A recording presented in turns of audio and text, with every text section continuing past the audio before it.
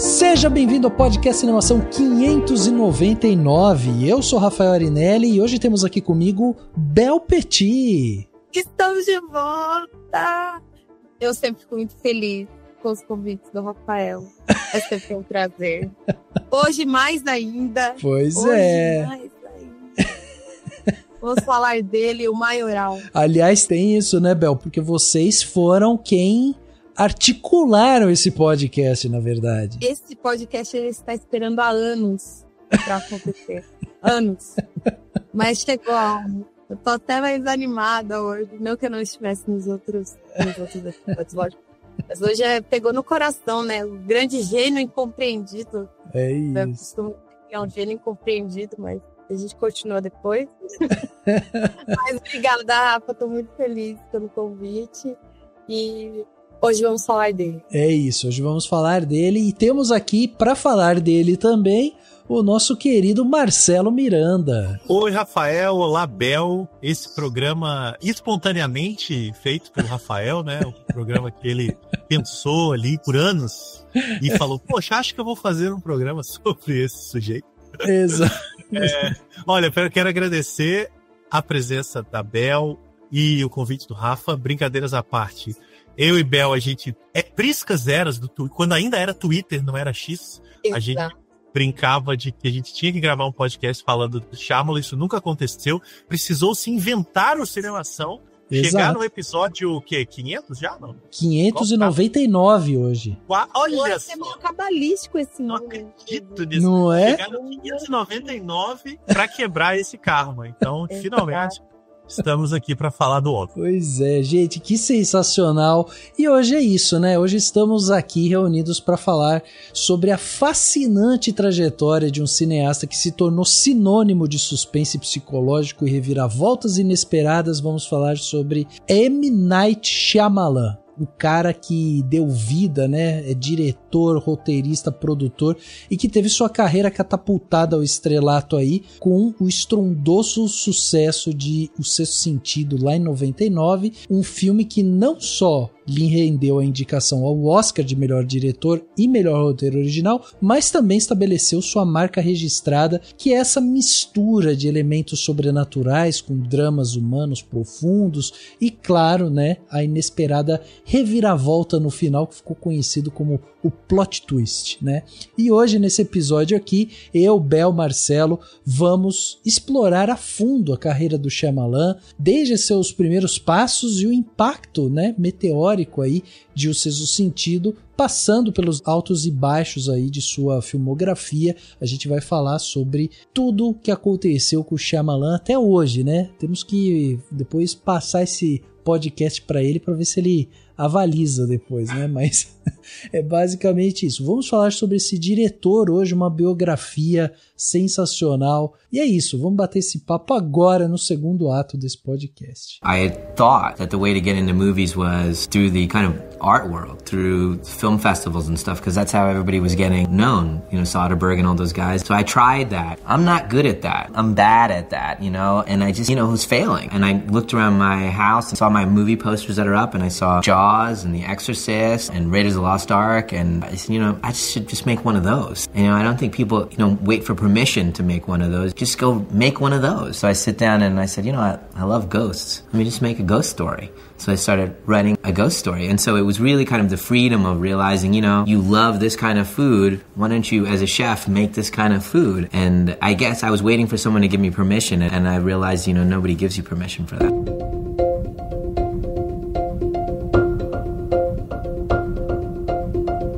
Vamos viajar um pouco no tempo para contar a história de um cineasta que desde muito cedo já mostrou ter um olhar único, né, para o suspense e para o sobrenatural. O pequeno Manoj Neliyato Shyamalan nasceu no dia 6 de agosto de 1970 lá na cidade de Mahé, na Índia, né? O Manoj é filho de médicos, né, da doutora Neliyato C. Shyamalan e do doutor... Putz, aí me complicou a vida o nome do pai, que é o Jayalalaskishmi. Eu acho que é isso, Shyamalan. Tá indo bem, tá indo bem. Tá indo... Eu confio em você, Rafa. Não, tá indo bem. Inclusive, o seu Malayala tá muito bom, que é a língua que eles falam nessa região aí. Ah, olha aí, tá indo então, tá indo. E ele se mudou, né, com seus pais para os Estados Unidos quando ele tinha só 6 semanas de vida, né, e ele acabou sendo criado lá em Pay Valley, na Pensilvânia. Apesar da expectativa familiar, né, de que ele seguisse os passos da medicina, afinal, né, isso é muito comum, o filho de pais médicos e tudo mais, a sua mãe, principalmente, incentivou bastante ele a seguir essa verdadeira paixão que era o cinema, né? E tudo isso começou quando ele ganhou uma câmera Super 8, ainda muito jovem, e essa pequena câmera aí despertou esse desejo profundo nele de contar histórias através dessas imagens, e aí ele já começou a fazer brincadeiras ali, filmava a família, criava histórias já, e aos 17 anos ele já tinha feito impressionantes 45 filmes caseiros. Olha isso. Cadê esse filme? Ai, quando não tinha internet, olha lá. Tinha redes sociais. Os jovens ficavam no Twitter. Botem isso no extra de DVD logo. Pois é. Porque é impressionante, porque durante essa infância e adolescência, né, o Shyamalan tinha uma coisa de se sentir um pouco deslocado, principalmente ali na escola primária católica, né, e ele não era católico, né, e isso gerava um certo desconforto nele, e tudo isso ia gerando essa vontade nele de contar essas histórias, de fazer coisas ali, registrar essa visão de alguma forma. E aí, essa dedicação toda ao cinema, aos estudos e tudo mais, levou ele a cursar a Universidade de Nova York, né, a Tisch School of the Arts, e onde ele se formou em 92 após conquistar aí uma bolsa de mérito, sendo um dos alunos ali mais bem vistos, né, pela universidade. E foi nessa época que ele decidiu adotar inclusive o nome artístico Night, né, no lugar do seu sobrenome, do meio, né, original, e ele foi inspirado justamente por conta dessa coisa da noite, da questão porque night, né, para quem não sabe inglês, night significa noite em inglês, e essa questão, né, do suspense, do mistério e tudo mais, e ele adotou o night ali no meio, então ele começou a notar as obras dele como esse M. Night Shyamalan, e essa mudança acabou também de uma forma, né, no futuro, atraindo ao público que viam esse nome e já imediatamente juntavam quem era esse diretor com o tipo de filme que ele fazia. E isso era algo que ele queria fazer, porque ele queria muito associar o nome dele aos gêneros, como faziam já Hitchcock, né, quando a gente fala de suspense, Spielberg, né, na fantasia, enfim, a gente já tinha esses nomes muito fortes. Então é interessante que ele já começa a se arquitetar para ter um nome muito forte ali. E ainda como estudante da NYU, né, a Universidade de Nova York, ele fez o seu primeiro filme, que é um drama semi-autobiográfico ali, que chamava Praying with Anger, né, ou Rezando com a Raiva, de 1992, que foi financiado com a ajuda da sua família, e aí ali ele já monta seu primeiro filme. O segundo filme, que é o Olhos Abertos, de 98, foi o primeiro filme que ele filmou nos Estados Unidos, né, em estúdio, e ele conseguiu justamente produzir esse filme após enviar o roteiro para vários estúdios e tudo mais, e aí a Miramax falou que tinha uma porta aberta ali para jovens cineastas e tudo mais, e acabou se interessando e gostando do que viu ali nas obras que ele fazia, principalmente por ser um cara, né, que veio da Índia também, que tinha todo esse background, né, junto com ele. E o filme falava sobre um garoto, né, que buscava a Deus, né, depois da morte do avô, e o filme foi filmado em uma escola que o Shyamalan frequentou e tudo mais.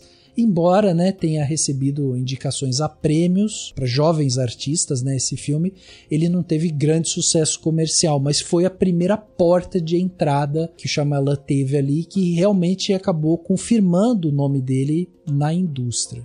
Depois disso, a gente tem um período em que o Shyamalan ele começa a trabalhar com roteiros, né? Ele coescreve o Stuart Little em 99 e ele atua também como ghostwriter não creditado em Ela é Demais, de 99.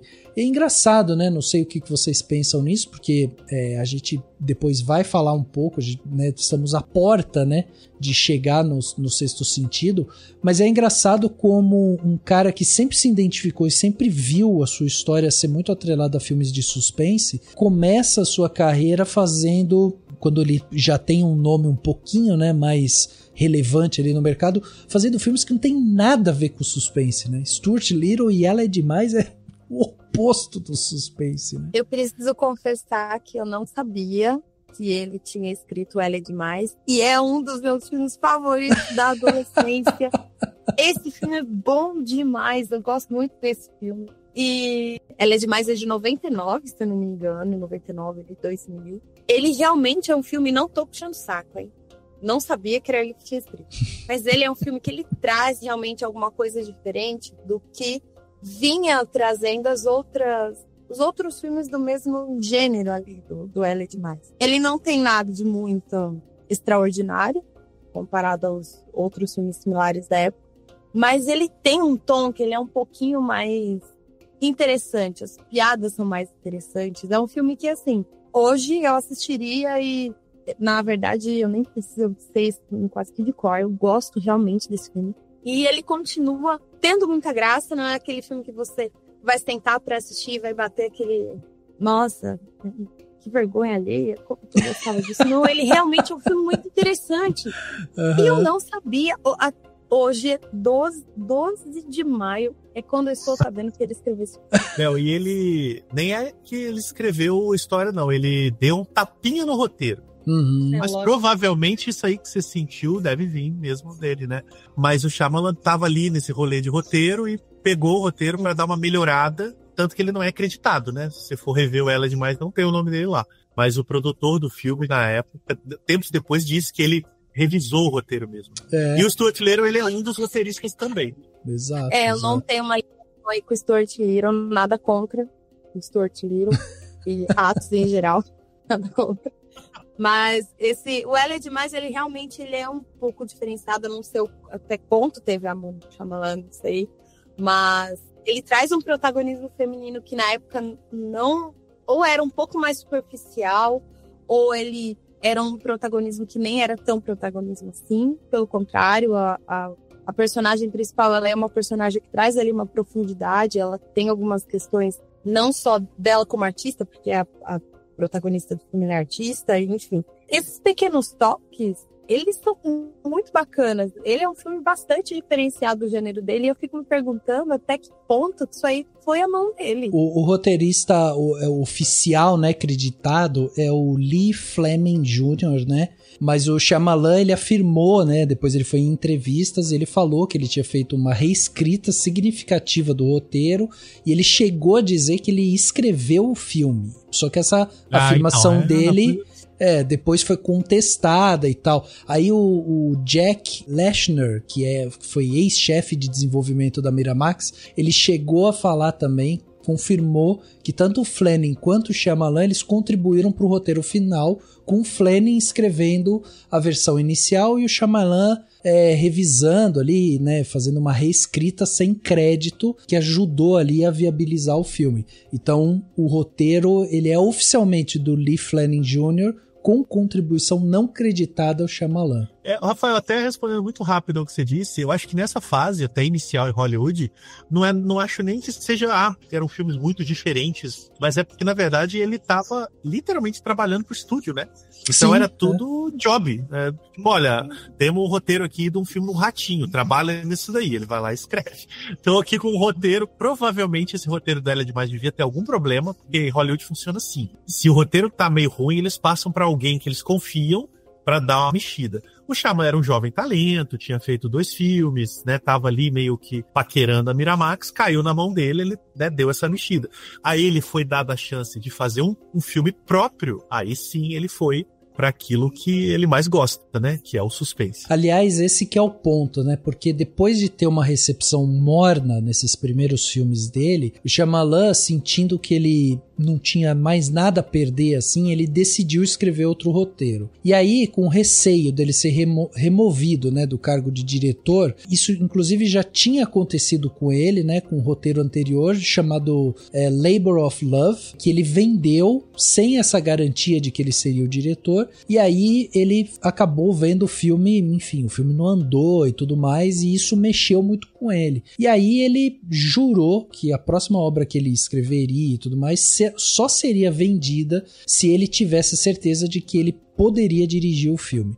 E foi assim que nasceu o roteiro do Sexto Sentido. Ele instruiu os seus agentes a colocar o roteiro em um leilão com lance mínimo ali de $1 milhão, e a condição inegociável era de que ele seria o diretor. Aí os agentes fizeram isso, né? Apesar de não terem lido o roteiro ali inteiro e tal, eles deram só uma passadinha de olho, leram aquele logline, a sinopse e tudo mais, mas eles fizeram isso, colocaram o roteiro a leilão e tudo mais, e o roteiro despertou o interesse dos estúdios. E aí a estratégia funcionou, porque em poucas horas teve uma disputa ali entre os estúdios e tudo mais, e o roteiro foi vendido por $3 milhões, com o Shyamalan garantido na direção. Ele tinha cerca de 25, 26 anos, mais ou menos, quando isso aconteceu. E aí, essa foi a oportunidade que realmente mudou a carreira dele. Porque Sexto Sentido foi gravado, lançado, né? Inclusive foi lançado no aniversário do Shyamalan, no dia 6 de agosto. Se tornou um sucesso estrondoso, né? Tornou-se, na época, o segundo filme de terror de maior bilheteria da história. Ele teve ali essas indicações a Oscar de melhor roteiro, melhor diretor, melhor roteiro original, e o Shyamalan, né, acabou sendo colocado como um dos mais jovens indicados ao prêmio. Então foi algo assim super expressivo. Inclusive o filme, só para deixar registrado também, teve um orçamento de mais ou menos $40 milhões, e ele chegou a arrecadar aí $672 milhões mundialmente. Então foi um sucesso estrondoso, assim. Eu vou dizer para vocês que eu lembro quando esse filme chegou no cinema, eu lembro que antes de eu ir assistir, a mãe de um amigo meu me deu um spoiler. Lamentável, absolutamente lamentável. Pois é, e acabou com a minha experiência. Espero que você tenha rompido a amizade com esse rapaz. Totalmente. Não existe mais amizade. Não, assim, eu costumo dizer que filme bom, quando é bom, o spoiler não vai estragar, né? Not that spoiler. Mas, a experiência do Sexto Sentido, sem saber nada, absolutamente nada, é inesquecível. Eu, pelo menos, nunca mais esqueci o impacto de ver pela primeira vez. E ali, eu era, né, bem mais nova, então eu demorei um pouquinho para entender o que estava acontecendo, mas foi um choque, eu nunca tinha visto aquilo. Né? E, assim, a gente costumava assistir muito filme, né, em casa, minhas irmãs são mais velhas que eu, então eu tinha ali até que um repertório mais ou menos, principalmente do terror, a gente gostava muito de assistir filme de terror, e eu fiquei impactada pra caramba com aquele final. Mas eu costumo dizer que o Sexto Sentido, ele é a maior dádiva, mas é a maior maldição do Shyamalan, na minha opinião. É porque ele chega com uma barreira muito lá em cima, né, Bel? Exatamente. E hoje, por que eu brinco, né? Ele é um gênio incompreendido. Eu brinco bastante, assim, porque o que todos continuam esperando dele ainda é um Sexto Sentido. Porque as pessoas, elas se apegam a coisas que são muito boas, enfim, aquilo que as cativa, né? E o Sexto Sentido cativou todo mundo, pelo menos a maioria das pessoas, né?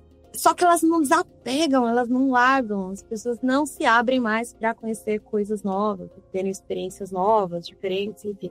Então ele ficou com esse estigma do cara do Sexto Sentido, e a impressão que eu tenho das pessoas ao meu redor, assim, pessoas relacionadas ao cinema e aquelas que são espectadores, assim, é que tá sempre ali esperando quando que ele vai trazer um novo Sexto Sentido. E eu acho isso uma pena, porque ele já trouxe novas histórias, ele sempre traz algo diferente.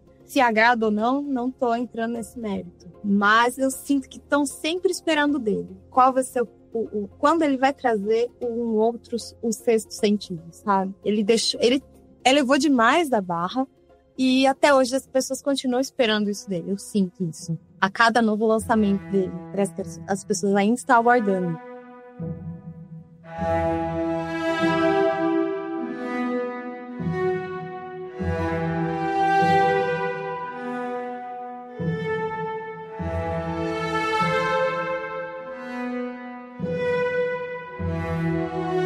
Você lembra desse momento, Marcelo, desse impacto, assim, quando o filme chegou e, sabe, porque eu acho que a grande novidade desse filme foi essa mudança, né, esse plot twist no final mesmo, né, esse final inesperado. É lógico que isso não era novidade no cinema, isso já existia, né, a gente já tinha tido outros filmes que trazem isso e tudo mais, mas o filme tinha uma maneira de fazer isso que tinha um certo ineditismo, assim, né? Eu tinha 18 para 19 anos, então já era bem grandinho para detectar que aquele filme estava provocando movimentações no meio de quem curtia cinema, né? Eu estava entrando na faculdade de jornalismo e tinha me mudado de uma cidade pequena para uma cidade maior, que tinha cinema. A minha menor não tinha cinema.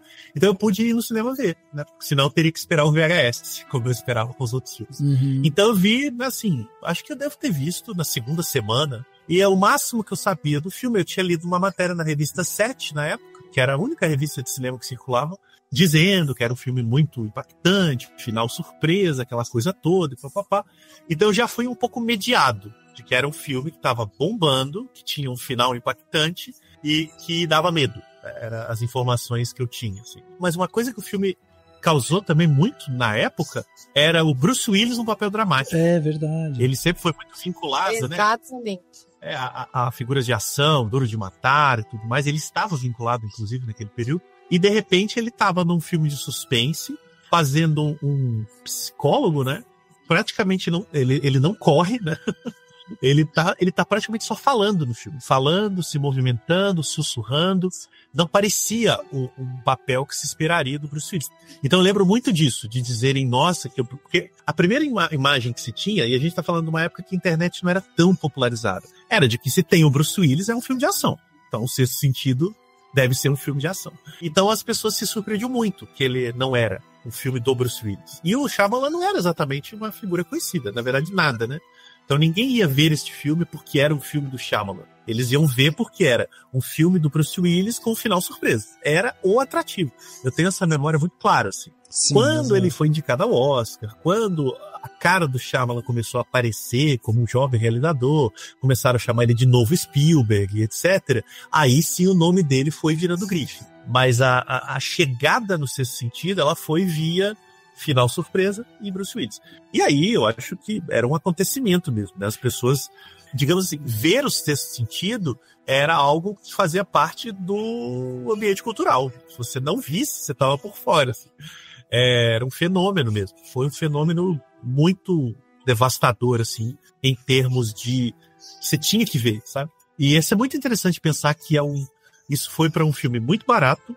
Não era um filme mega blockbuster, não era um blockbuster mesmo. Era um suspense relativamente lento, cujo final, surpresa, tão falado, na verdade nunca é dito, né? Você deve lembrar que ninguém fala de fato no final. Você precisa deduzir que aquilo aconteceu. Tanto que era comum pessoas dizerem, mas eu não sei se eu entendi o que aconteceu, sabe? Porque o Shyamalan, né, ele como o bom cara que é, ele acreditava que as pessoas iam entender. Basicamente olhando o Bruce Willis chocado, vendo a aliança rolar pro chão.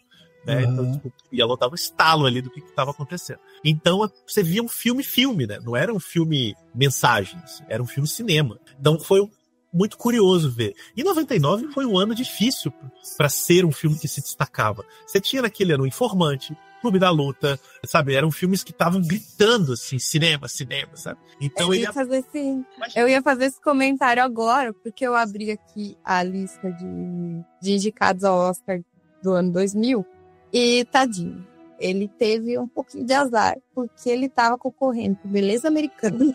Na direção, ele estava concorrendo só com o nome grandão também. Roteiro original, ele tava com Paul Thomas Anderson, ele tava com Charlie Kaufman, que tinha escrito Quero Ser John Malkovich. Então, assim, foi um ano muito, muito difícil, 2000. E eu lembro que Beleza Americana foi o grande consagrado da noite e tudo mais, né?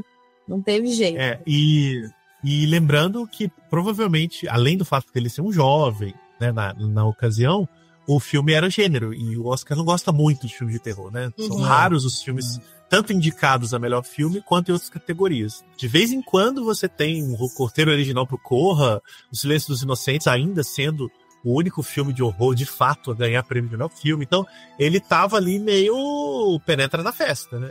Já fez muito, na verdade.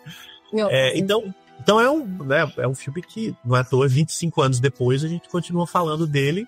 E, como a Bel também falou muito bem, o Shyamalan vai carregando. Eu acho que ele não se importa com isso mais não, viu? Ele já passou, ele já superou muita terapia. O cara é indiano, né? Ele sabe.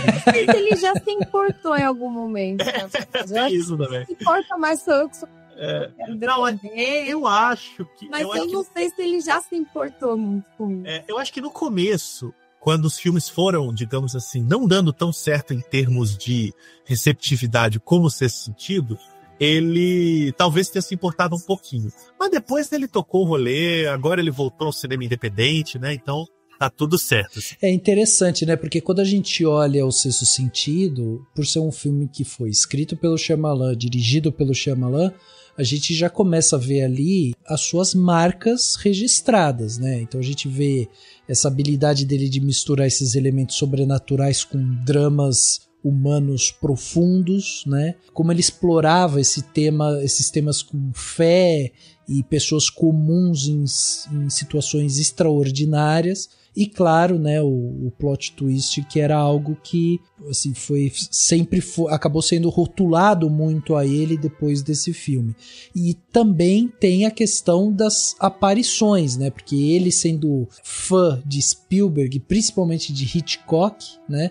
A gente começa a ver um Shyamalan que começa a aparecer nos seus filmes ali, à la Hitchcock, né? Não, e lembrando que ele protagonizou o primeiro filme, né? O Praying with Anger. Ele atua. E mais do que Hitchcock, ele vai começar a aparecer, inclusive, em personagens, né? O Hitchcock nunca foi um personagem dos próprios filmes. Mas o Shyamalan tem, alguns filmes dele, ele tem papel, né? Ele atua, ele interage, ele fala. É interessante. Ele faz uma espécie, aquilo que ele é mesmo. Ele avança o Hitchcock, né? Ele fala, legal, o Hitchcock fazia ponta, eu vou fazer pontas participando. E ele vai aumentando cada vez mais, a ponto de, em alguns filmes, ele ser um personagem-chave. No próprio, recentemente aí, com o Josh Hartnett, né? O Armadilha, ele também ele aparece relativamente bastante, né? Para um diretor ali que não é um ator, digamos assim. E tá muito interessante isso. Agora, Rafael, essa coisa do plot twist, da virada de roteiro, que a Bel também falou muito bem, é uma maldição real, porque isso eu acho que o Shyamalan, de fato, não estava tão interessado assim, em ficar fazendo filmes com viradas de roteiro. Eu acho que o que ele faz é mais do que virada de roteiro, a meu ver, assim, que são complementações da história. Assim. Ele insere um elemento que você não estava vendo, mas estava na sua cara, e aquele elemento te faz rever alguns elementos anteriores. Então não é como se ele mudasse o rumo da história, mas ele te joga um novo dado que faz com que a história tenha o rumo certo. Ele direciona o olhar, né? Isso. Você não... aquilo lá estava lá, você só não estava enxergando o lugar certo. Você não ele faz uma mágica. Ele faz olhar para o outro lado, mas a coisa que importa tá do lado de cá, né? No Sexto Sentido, isso é muito gritante, né? Porque, pô, o protagonista está naquela condição. Olha, a gente não deu nem spoiler do filme, nós estamos demais. Todo mundo sabe, mas vai que um aventureiro chegou aqui agora e nunca viu o Sexto Sentido. Sempre tem alguém que não... Então eu vou me poupar. Mas enfim, você toma na cara aquela informação, ela é muito forte pro filme, né? Ela reconfigura o filme todo, ok. Mas se você vai olhar as revelações dos outros filmes, elas não têm o mesmo impacto, eu acho, e nem acho que elas deveriam ter, mas espera-se que elas tivessem, né? Por isso, talvez, essas frustrações constantes que foram acontecendo com o Shyamalan.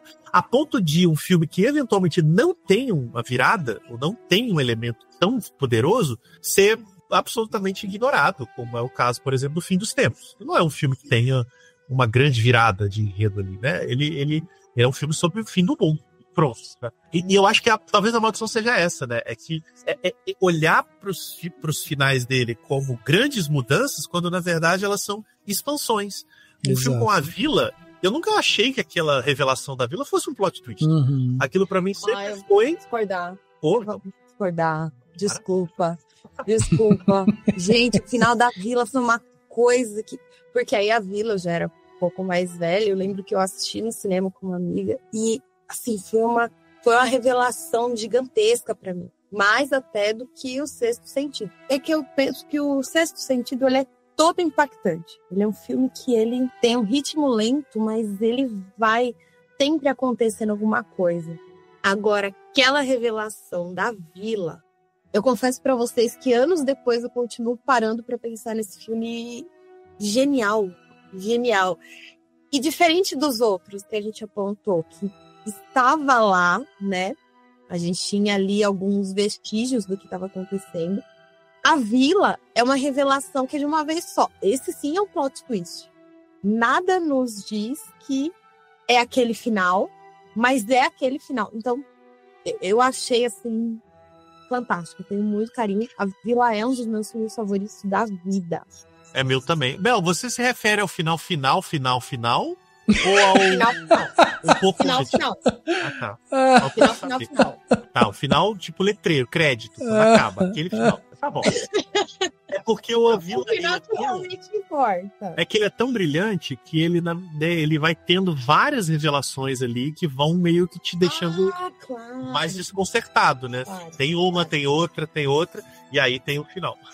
E a Vila tem a minha aparição favorita do Shyamalan. Ele é o guarda, né? Não, e ele não aparece diretamente. O rosto dele aparece refletido num vidro. E assim, eu sou muito, muito, muito fã de Hitchcock. Ele é meu segundo diretor favorito. O primeiro, o pai de todos nós, que é o Kubrick. Ah, bom. Eu achei que era o Shyamalan o primeiro. Não, mas cada um tem o seu lugar. Mas, e assim, eu acho curioso porque o Hitchcock, ele também trabalhava esses dois elementos, né? A gente falou das aparições dele no filme, que em algum momento ele até parou de fazer, porque as pessoas ficavam procurando ele no filme. Eu, inclusive, ficava procurando ele no filme também. E eu sempre que começo a assistir um filme do Shyamalan também, fico procurando ele. E o Hitchcock, ele usava muito a questão do... Eu vou chamar aqui de plot twist pra generalizar, mas ele trazer esse elemento surpresa nos filmes dele, né? Talvez um pouco menos trabalhado do que o Shyamalan. Eu acho que o Shyamalan, ele ainda vai além, ele estende pra compreensão mesmo. Muitas vezes o Hitchcock, ele só dava aquele último impacto, the end, e enfim, o que não é demérito, são só estilos diferentes, né? E eu acho curioso porque eu sei que ele é muito fã de Hitchcock também, e ele acabou ficando conhecido por dois aspectos que são muito semelhantes, né? E tem uma coisa que, assim, depois que ele faz o Sexto Sentido, né, aí cria-se esse rótulo ao redor dele e tudo mais, e as pessoas começam a prestar atenção justamente no que ele está produzindo, no que ele está gravando, no que ele está dirigindo. Ele lança Corpo Fechado em 2000, né, que é um filme de super-herói, assim, né, vamos dizer. Aí depois tem Os Sinais, e aí tem justamente A Vila, né, que a gente estava falando agora. Então ele passa, mesmo seguindo essa coisa do suspense e tal, ele caminha com o suspense por lugares totalmente diferentes, né, depois do Sexto Sentido. Porque o Sexto Sentido é um filme daquele tempo, daquele momento, né, um filme de 99, ele grava como se o filme estivesse passando naquele ano mesmo. Corpo Fechado já vai para uma coisa um pouco mais de fantasia, herói e tudo mais. Sinais até é daquele mesmo momento, mas também é um filme que vai falar sobre essa coisa mais, enfim, de extraterrestre e tal, né? Uma coisa mais fora desse mundo e tal. E A Vila, ele volta para uma coisa mais terrena, assim mesmo, né? Uma coisa mais pé no chão, assim. E eu acho interessante porque quando o Shyamalan fala que ele é fã declarado de Hitchcock e de Spielberg, a gente vê que usa, né, ele adota algumas técnicas de suspense que o Hitchcock fazia muito nos seus filmes, né, como aquelas longas sequências silenciosas, né, a própria aparição nos filmes e tal, e do Spielberg a gente vê ele incorporando uma brincadeira, assim, um tom juvenil, né, um humor muito sutil ali, além de pegar crianças, né, retratar essas crianças de uma maneira muito peculiar ali, deslocadas naquele ambiente e tal. E eu acho que a Vila mostra um amadurecimento dele que acaba ficando muito latente, assim, principalmente para quem gosta, né, desse tipo de filme, pro tipo de cinema que o Shyamalan, né, se propõe a fazer, né. Eu acho que a Vila, ela sintetiza muito bem aquilo que o Marcelo estava falando, assim, daquela coisa meio de mágico, né? Porque o Shyamalan, ele manipula realmente o nosso medo sem ficar recorrendo àquela violência explícita, né? Ou aqueles efeitos especiais exagerados e tudo mais. Ele usa muito do silêncio, o ruído da floresta. Ele faz aqueles longos momentos assim de apreensão, né? Para construir o suspense e tal. E aí a própria presença, né, das criaturas, ela é mais sugerida do que mostrada, lembrando muito do que o Spielberg também faz lá com o Tubarão e tal, né? Então ele aumenta o medo psicológico e a tensão. E aí o filme, ele vai ganhando contornos mais maduros, assim, né? E veja, a gente tá falando de um cara que, quando faz O Sexto Sentido, tem lá seus 26 anos. Quando ele lança A Vila, ele já tá com seus 30, 31 ali. Então ainda é um diretor muito novo, mas eu acho que A Vila sintetiza muito essa maturidade dele.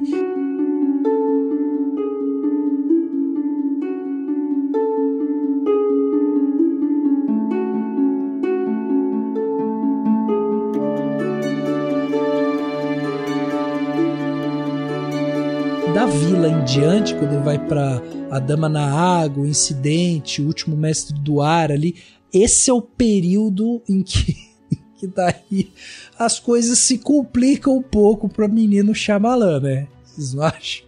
Eu defenderei A Dama na Água com unhas e dentes, e pra mim, quem não gostou não entendeu, precisa assistir. Gente, pois é, a coisa mais simples do mundo é defender A Dama na Água, porque o filme é bom. Maravilhoso, mas é o que eu falo. As pessoas, elas não se abrem. E eu acho que o erro, entre aspas, principal do Shyamalan na Dama na Água foi tratar com fantasia. Uhum. Porque quando o Shyamalan, ele traz essa proposta de algo mais fantasioso, eu sinto que ele traz uma ternura, uma inocência. E as pessoas estão esperando o quê dele? De novo, o seu sentido a ver, o seu sentido a ver. E não, A Dama na Água, ele é um filme belíssimo, belíssimo. Ele tem um quê ali de comunidade se formando, os vizinhos ali vão se organizando, se ajudando para levar aquela personagem, que eu não vou lembrar o nome dela, sinto muito, mas que eles querem ajudar ela a voltar pro reino dela lá, enfim. Cara, eu acho esse filme tão bonito. Ele tem uma ternura, uma doçura, e que eu acho que ele é mal aproveitado, talvez pelas expectativas que as outras pessoas têm dele. A mesma coisa, Sinais. Outro filme que eu defenderei com unhas e dentes, não entre na minha casa pra falar mal de Sinais. Filmaço, Mel Gibson, maravilhoso. Joaquin Phoenix, maravilhoso. Aquela cena do Joaquin Phoenix com as duas crianças, com papel alumínio na cabeça, aquilo é fantástico. É fantástico, não tem jeito. Eu citei esses dois filmes porque eu vejo que são dois filmes que eles são muito subestimados. A Dama na Água, então, nem se fala. Mas eles são filmes que trazem um tipo de ternura e um tipo ali de uma questão de afeto que eu penso que as pessoas acabam não aproveitando tanto esses dois títulos como eles poderiam ser aproveitados. Para além da cena do ET aqui no Brasil. É maravilhoso, né? Mas falando sério, eu sinto que são dois filmes que eu gosto muito e que às vezes as pessoas não aproveitam o que aquele filme tem para oferecer. E A Dama na Água, para mim, é a definição disso. É um filme muito bonito e que tem muito que oferecer, mas ele acaba ficando ali marcado até como o começo do declínio do Shyamalan. Exato. Completar a Belt, que a entidade da Bryce Dallas Howard chama Story. E até porque é um filme sobre histórias, né? A presença dela na comunidade estimula as histórias daquela comunidade. Isso é muito bonito, assim. O personagem lá do Paul Giamatti, ele basicamente fala. É um filme de oralidade, né? E eu acho que poucas vezes o cinema de Hollywood foi tão feliz em falar sobre palavras como nesse filme. E isso é óbvio, né? Porque é isso, ele bota numa entidade mágica o nome de Story. Não é nem sutil, assim. Aliás, uma coisa importante. Se tem uma coisa que o Shyamalan não é sutil. Né? Não dá pra também... eu acho que espera-se dele uma coisa às vezes que ele não é, inclusive nesse aspecto. Todos os filmes dele, sem exceção, são muito claros e transparentes do que eles estão tratando. Mesmo que você não tenha o acesso a todas as informações. Mas é muito evidente o que está acontecendo. Ele não esconde que ele está lidando com o sobrenatural ou não está lidando. Ele não esconde, digamos assim, sobre o que são os filmes. E eu acho que isso é algo incomum no cenário de Hollywood, mas que é muito comum para um cara como ele, com uma cultura indiana, como a que ele tem, por ter nascido lá e tal, que lida com muita naturalidade com a ficção, simplesmente, sabe? Acredita na ficção, ele não precisa ficar fingindo que tá fazendo coisas que ele não tá, né? Se ele vai falar do fim do mundo, o filme é literalmente sobre o fim do mundo.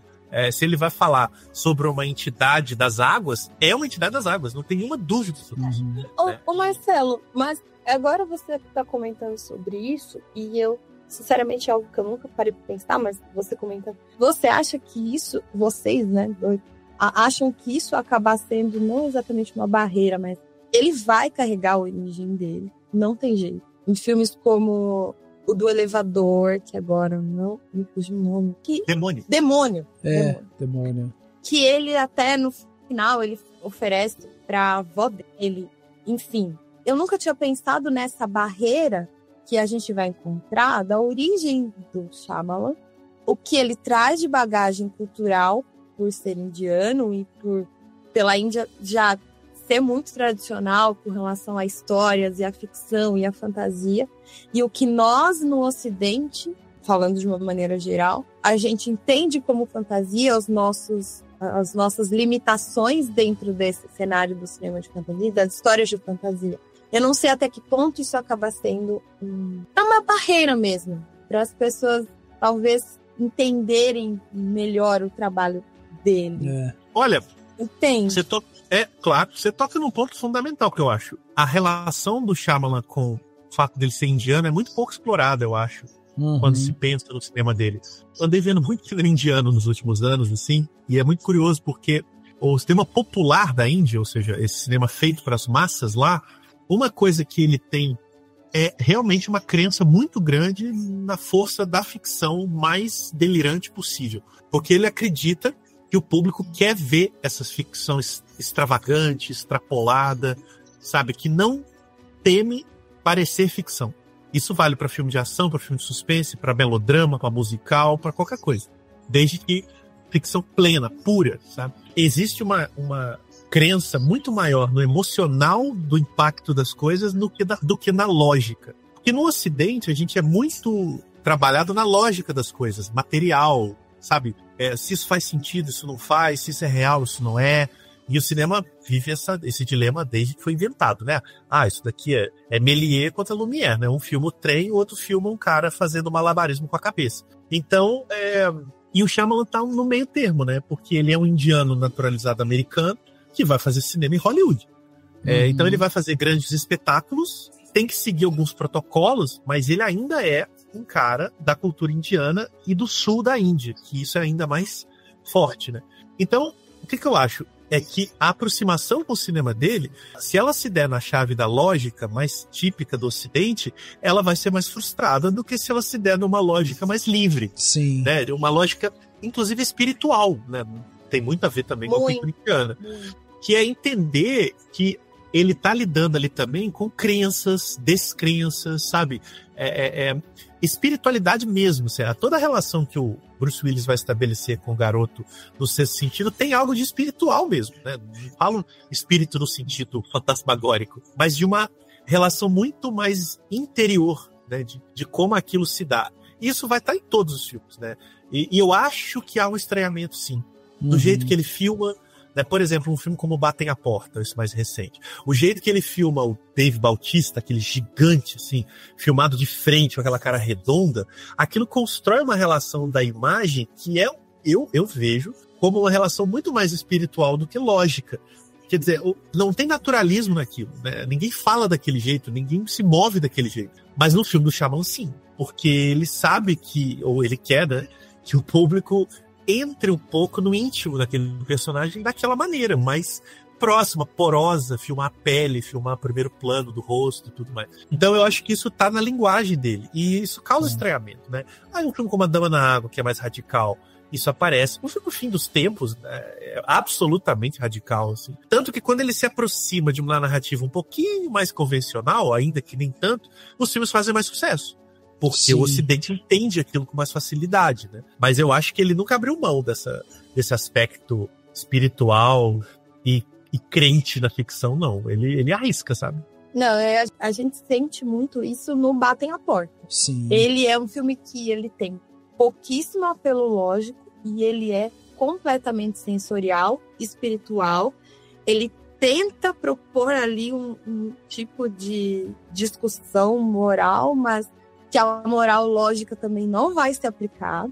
E eu fico muito feliz que Batem a Porta, ele é um filme de 2023, lançado 2 anos atrás, então ele mostra que ele não abre mão disso. Apesar dele continuar sendo um cara que recebe críticas, a dessa e tudo mais. E eu fico contente que ele não abra mão disso, porque é o que torna ele um roteirista e um diretor tão original. Eu concordo muito com isso que o Marcelo falou, dessa influência, né? Porque apesar dele ter ido, né, para os Estados Unidos muito jovem, a gente vê na história dele que mesmo quando ele estava lá na escola primária, católica e tal, e ele não ser um católico, isso já gerava nele um desconforto. Então você vê que mesmo ele tendo chegado aqui com semanas de vida no Ocidente, vamos dizer assim, ele ainda assim tinha essa dificuldade, né, de conseguir se encaixar.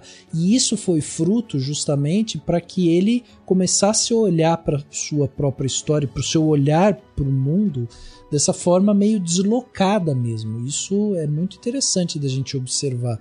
Ele já comentou, inclusive, que essa condição dele de imigrante o fez refletir, né, sobre esses temas de crença, fé, né, esse sentimento de ser um estranho, e que permeia muito os filmes dele, porque é justamente o fato de você se sentir estranho é o momento em que você explora esse medo de você não estar encaixado com aquele ambiente, né? E aí entra justamente essas questões que o Marcelo falou, a espiritualidade, a busca, né, por sentido nessa situação extraordinária, diferente que a pessoa está vivendo ali e tal. Então essa experiência pessoal dele, justamente ligada à sua origem indiana, contribui demais para essas temáticas, né, das suas obras.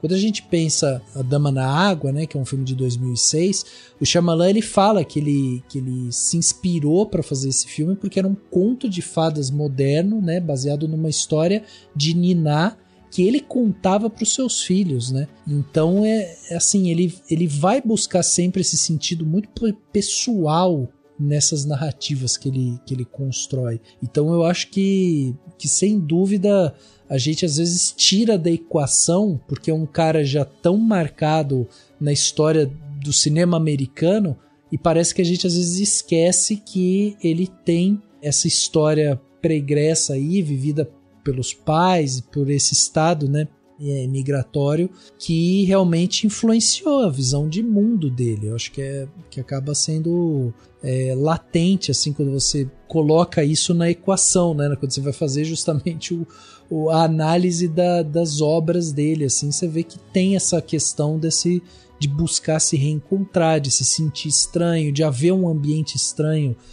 ao seu redor, né?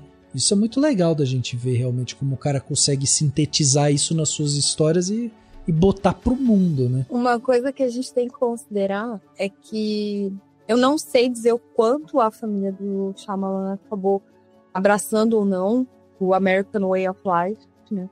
Mas é muito comum que imigrantes da Índia, eles acabam criando meio que um microcosmo ali dentro das casas deles. Eles continuam praticando os mesmos costumes, os mesmos hábitos, mantêm horários de oração e eles não abraçam, eles não começam a praticar religiões ocidentais ou enfim, por exemplo, ele estava numa escola católica, mas aposto aí que dentro da casa dele eles mantinham práticas de fé que eram as mesmas da família dele na Índia. Então é uma dualidade de ambientes que ele tinha que percorrer ali, que era muito grande.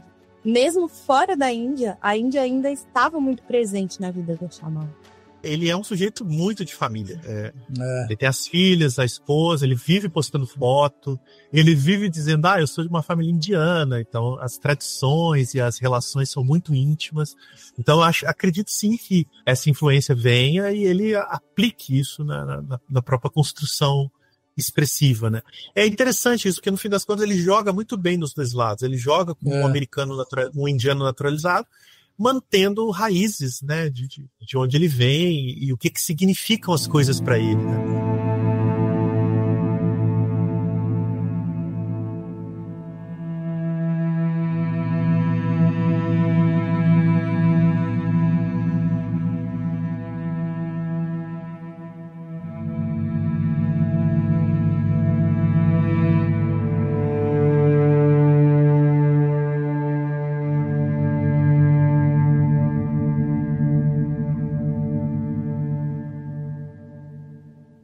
Agora, voltando um pouco naquilo que a gente estava falando antes, quando a gente entrou, né, no A Dama na Água, a gente tem esse sucesso dele muito estrondoso, né? Com o Sexto Sentido, Corpo Fechado, Sinais, A Vila, depois a Dama na Água.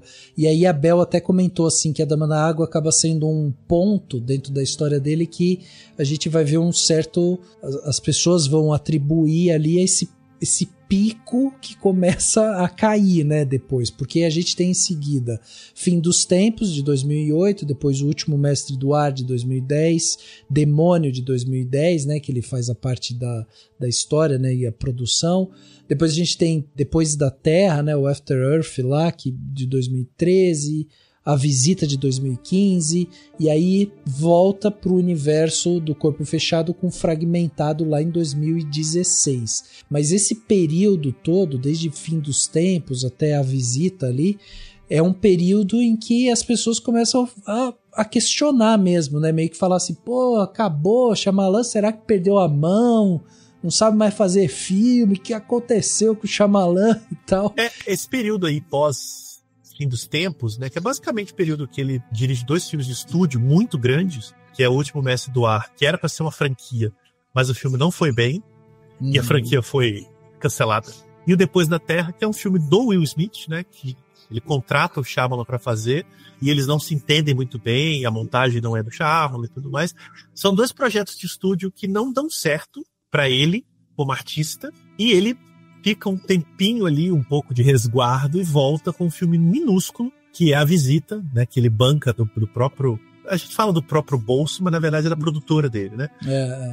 E dali adiante, do A Visita pra frente, todos os filmes ele banca em parceria, né? Tipo, ele banca o filme e eu acho que a Universal distribui, né? Então tem um acordo ali que é bom pra todo mundo. Mas ele tem controle total sobre os filmes desde A Visita. E acho que ele nunca mais vai abrir mão disso, porque ele não foi feliz quando ele não teve o controle. Pois é. Ele decide tudo. Ele decide do trailer ao cartaz, a distribuição, tudo. Mas quem vai botar na sala é o estúdio, né? Que agora eu realmente preciso confirmar qual é o estúdio. Tanto ele controla a cabine, quem vai ver antes, quem vai ver depois. O cara tem controle total. Agora, uma provocação, né?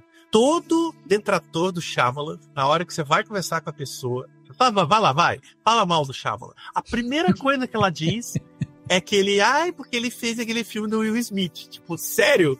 Sabe assim, você vai falar desse filme? Ele é a desculpa pra pessoa falar mal do Shyamalan. Ou seja, a pessoa não tá sabendo o que ela tá falando, entendeu? Os meus conhecidos é o Último Mestre do Ar. Então, pode trocar também, tá tudo certo. Quando eu falo vem do Shyamalan, é o calcanhar de Aquiles que eles colocam. Ai, mas ele dirigiu O Último Mestre do Ar? Tipo, nossa, né? Tipo, amigo ou amiga, ele dirigiu sim, mas olha, isso não é a obra dele, ele não tem controle, é job que deu errado, tudo bem, assim. Então eu acho que também tem esses dois filmes viraram justificativas muito fáceis para desconsiderar a trajetória dele num período em que, digamos assim, é mais difícil falar mal com propriedade, que eu tô falando, de um filme como O Fim dos Tempos, porque é muito fácil dizer, não gostei desse filme, que ele é isso, que ele é aquilo, ok, mas você encontrar os elementos ali pra você, e eu tô falando aqui não do cinéfilo comum, tá, gente, eu falo de pessoas que trabalham no meio, que fazem crítica e tudo mais, é muito mais difícil. Agora, você vai pegar Depois da Terra, que eu até acho um filme legal, mas é um filme meio padrão, O Último Mestre do Ar, que realmente é um filme meio problemático. Aí é muito fácil, sabe? Então eles viraram um pouco boi de piranha, né? Que a gente chama. Sim, exato. Mas o retorno dele em A Visita é uma coisa triunfal, belíssima, um filme extremamente perturbador. Total. Ele volta para uma origem das coisas. À noite, e olha que, assim, O Exorcista é meu filminho de dormir, galera. Mas A Visita é altamente perturbador. Aquele final... A Visita é seu filme de ficar acordada, né? Totalmente acordada, né? Aquele filme que termina, a gente dá uma olhadinha assim em casa para ver se tá tudo bem. Não, ele é um filme muito perturbador. Eu já tinha grandes expectativas, né? Mas eu fiquei embasbacada. Ele para mim, pessoalmente, é o retorno triunfal dele. A Visita... Ele é um filme menor, um filme pequeno, né, em termos de orçamento, sim, que ele faz ali meio quase botando a carinha pra fora de novo, depois de fazer uma mega produção, como foi o Depois da Terra, né? E esse filme dá tanta confiança que um ano depois ele faz o Fragmentado. Também é um filme pequeno, muito pequeno, né? Mas que ele já vai por uma ficção mais direta. A Visita é um experimento dele, que trabalha bem com o grande e trabalha bem com esse filme pequeno. Porque A Visita, ele é um filme que se passa o tempo todo numa localização só, o que já traz esse aspecto claustrofóbico.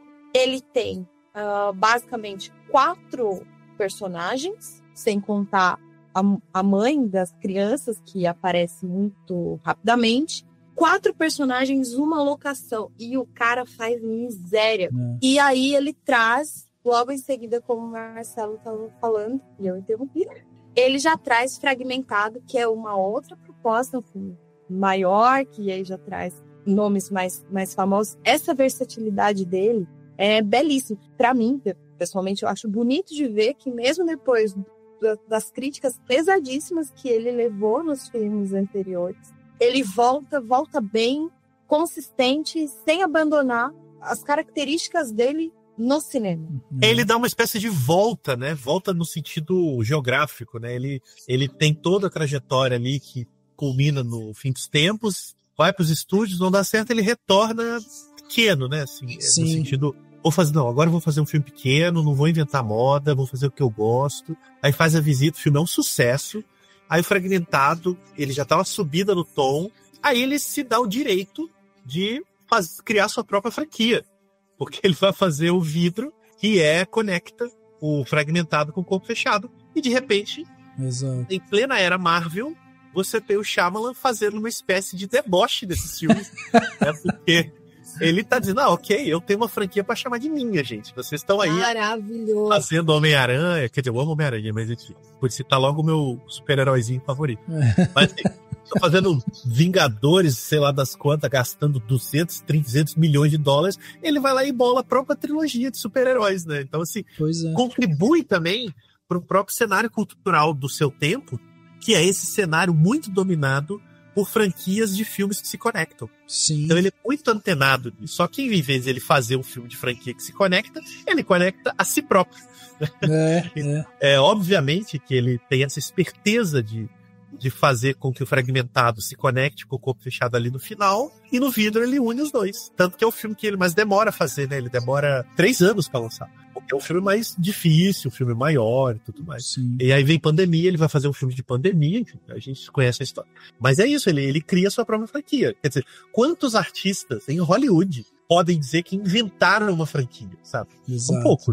Não, e eu acho interessante quando a gente pensa justamente no A Visita, é que essa volta dele tem justamente essa construção de novo, né?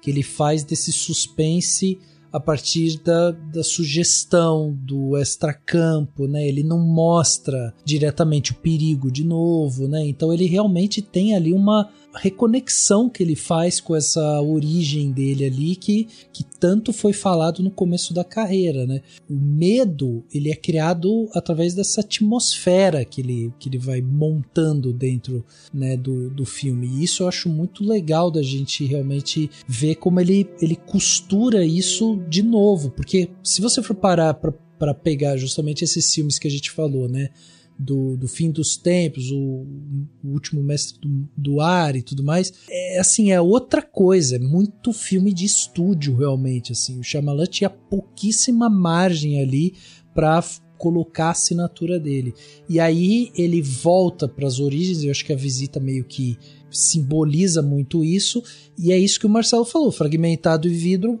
fecha uma trilogia ali de super-herói com todas as características dele. E é interessante porque o Shyamalan já foi perguntado, né, sobre esses altos e baixos, assim, né, após o sucesso estrondoso que teve ali no Sexto Sentido, e ele reconheceu que ele enfrentou alguns fracassos, né, ou críticas negativas e tudo mais, nesses projetos posteriores, né, do Sexto Sentido e tudo mais, principalmente no After Earth, né, esse filme do Will Smith, e no Último Mestre do Ar, ele fala justamente que são os dois ali que ele mais tomou pancada ali, né, mas ele não parece se importar, né, muito com isso, assim, com essa pressão para ele se superar, ou para ele, né, voltar a criar histórias de um jeito X ou Y e tal. O próprio Shyamalan, ele fala que o foco dele agora está muito voltado para ele impulsionar justamente essa sua visão artística e trabalhar com honestidade com esses personagens que ele está criando, assim. Então ele percebe que houve ali um movimento na carreira dele, mas aparentemente ele não sente tanto, né, isso. E eu acho que isso fica muito a cargo do público, assim, que até como a Bel falou no começo aqui da nossa conversa, é isso, tipo, o cara é lançado pro mercado com uma obra maravilhosa, que é o Sexto Sentido, e aí todo mundo fica falando, não, agora eu quero ver qual que é o próximo Sexto Sentido que esse cara vai fazer.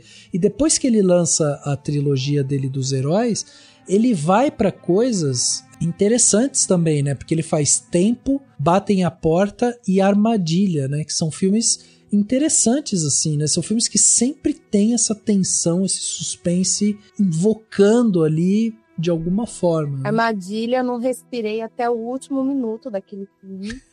Inclusive, o final dele, eu falei, eu não acredito, não vou dar spoiler. Mas eu fiquei, assim, desacreditada. Falei, não pode ser que eles vão arrumar. E agora eu queria uma sequência. Pela primeira vez na minha vida, eu queria uma sequência. Eu queria muito saber o que acontece depois, mas o final dele já é muito bom. O Shyamalan é um paizão, né? Tipo, ele é um pai de família, né? Então, e ele falou que o Armadilha, ele teve o clique por levar as filhas dele em shows de cantoras pop, e porque uma delas, a Salika, né, que tá no filme, ela é ela mesma uma cantora pop, e ele ficava impressionado com a paixão das adolescentes com cantoras pop, tipo Taylor Swift e tudo mais. E aí, é óbvio, né, na cabeça do criativo do Shyamalan, ele pensa, e se tivesse um serial killer no meio dessas meninas aqui? Então ele bola, só que aí, como ele é um pai, ele bola esse filme sobre um pai que tem duas vidas. A vida de matador, né, de serial killer psicopata, e a vida de pai, que ele é um ótimo pai. Sim. E o que mais me perturba no Armadilha, que é um filme para mim que extrapola o mero suspense da situação, é exatamente o jogo entre que para mim é o que resume o filme. Ele não é que ele só não quer ser pego, ele não quer que a filha saiba Exato. que ele é um psicopata, sabe? Exato. A grande preocupação dele em sair do estádio é tirar a filha de lá para ela não descobrir pra ele não ser preso na frente dela, assim. Porque ele é um bom pai. Ele é um paizão, ele não quer que a filha saiba do lado mais nebuloso dele, né? E aqui eu tô saindo um pouco do filme, né? Porque a metáfora do filme vai ser que ele é um psicopata, talvez o ápice da nebulosidade. Mas qualquer pessoa que tenha um tipo de segredo não tão moralmente aceitável, sei lá, ela fuma escondido, sabe? Porque a família não gosta de cigarro. Tô pegando um exemplo totalmente aleatório, assim. O que ela vai fazer de tudo, né? Pra proteger os seus entes queridos das revelações que vão colocar a moral dela em xeque, né? E eu acho que o filme é sobre isso, né? Sobre esse Shyamalan pai que teme que as filhas, né, deixem de gostar dele se souberem que ele talvez não seja um ser humano tão puro quanto uma filha tende a acreditar que um bom pai é. E não à toa, eu acho que a cena mais chocante do filme, pra mim, é quando ele tá com a cantora no carro, né, ali na garagem da casa, e ele prendeu a família no quarto. A família já sacou que ele é um maluco, né? Então ele já tá angustiado. Ele pega ela de refém, bota ela dentro do carro, abre a porta da garagem e tá a família parada na frente do carro. E ele vira e fala: nossa, elas saíram pela janela, mas eu nunca pensei nessa janela como um ponto de fuga, porque eu nunca imaginei que elas fossem fugir de mim. Uhum. Ele fala: eu nunca misturei as duas vidas. E aí ele não consegue fazer nada, né? Ele fica completamente paralisado. Ele só faz alguma coisa porque a cantora fica pressionando ele, né? Vai, vambora, não sei o que, não sei o que. Aí chega a polícia e tudo mais. Mas aquele momento ali em que as duas vidas se chocam e ele se dá conta de que ele armou todo tipo de rota de fuga, mas ele nunca pensou que a janela do quarto era uma rota de fuga, porque ele nunca queria que aquilo chegasse na casa dele. Eu acho muito forte, assim. E é um filme de um cara que sabe muito bem o que ele tá fazendo nessas pequenas relações que ele constrói, usando o suspense como justificativa, como estopim dramático. Mas é muito mais do que isso, né? Ainda que ele faça isso como poucos também.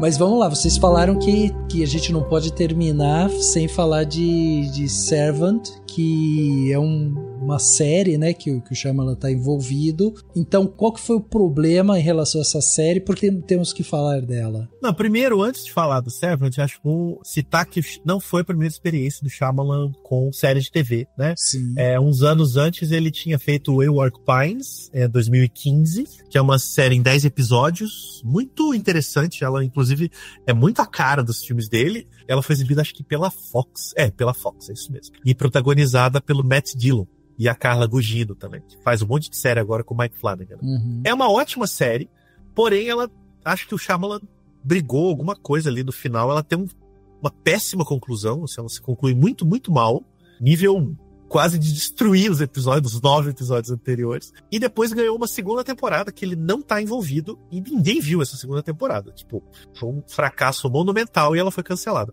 Era uma série mais cara, mais produzida e tudo mais. E aí, em 2019, ele faz um acordo com a Apple, vai produzir e escrever alguns episódios dessa Servant. Na verdade, a série não é dele, né? Ela é ele é showrunner, né? Ele manda na série, mas a criação da série é do Tony Basgalope, que escreveu o conceito, desenvolveu os episódios e tudo mais. Mas a empresa do Shyamalan, junto com a Apple, que vão botar a série no ar, vão botar ela de pé e vão controlar ali o criativo, né? A identidade visual, narrativa, é toda dele.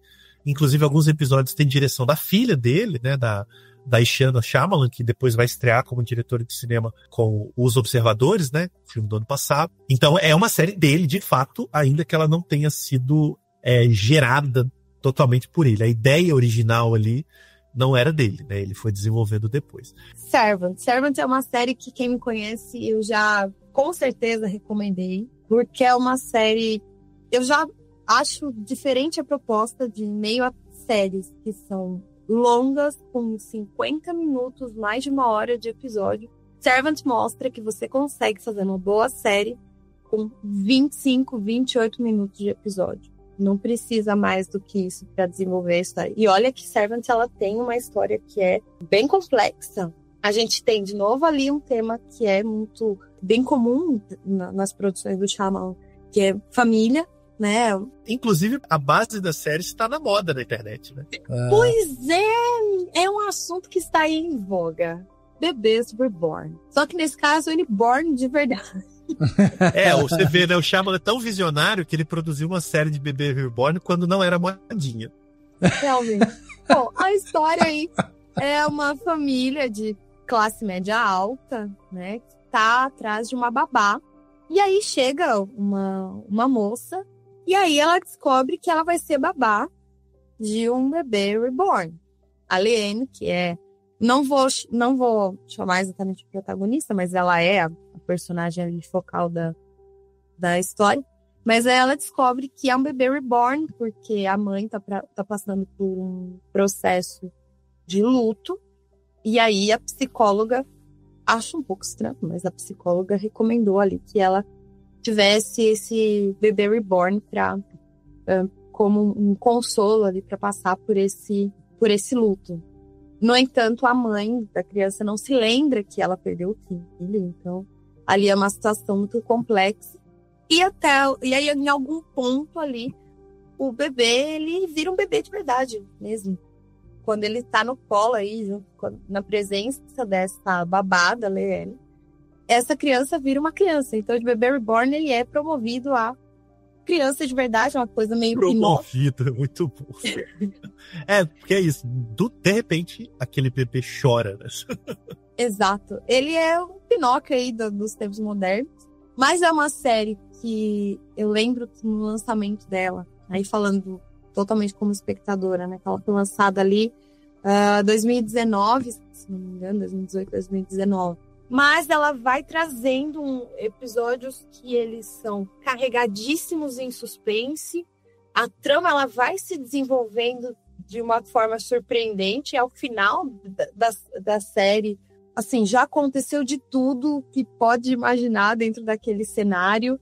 O que eu gosto pessoalmente em Servant é que você não tem exatamente ali aqueles papéis definidos, aquela dualidade do quem é bonzinho e quem... Não, são seres humanos, são pessoas que são falhas, elas tentam dar o melhor, mas tem momentos que elas são o pior que você pode conhecer.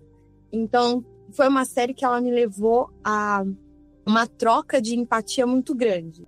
Vem, de novo, outro aspecto que a gente já citou do Shyamalan, que é a fé. É muito forte nessa série também, a questão de seitas. Em 2019 também, eu lembro que foi um ano que algumas séries documentais de seitas estavam sendo produzidas, então algumas também era um assunto que estava, enfim, rolando bastante na época. E vem a filha do Shyamalan com uma direção completamente Hitchcockiana. E, enfim, assistam Servant. É maravilhoso. Então, Servant... Se você contar o bebê, basicamente uma série em torno de 5 personagens. Uhum. E num apartamento, um baita apartamento da Pensilvânia, né? Que é a região ali que o Shyamalan conhece bem. E ela, 90% se passa nesse apartamento. Pouquíssimas vezes eles saem. E quando saem, é pra praça em frente. Tem uma praça. Eles não viajam, eles não circulam. Ela é uma série de câmara.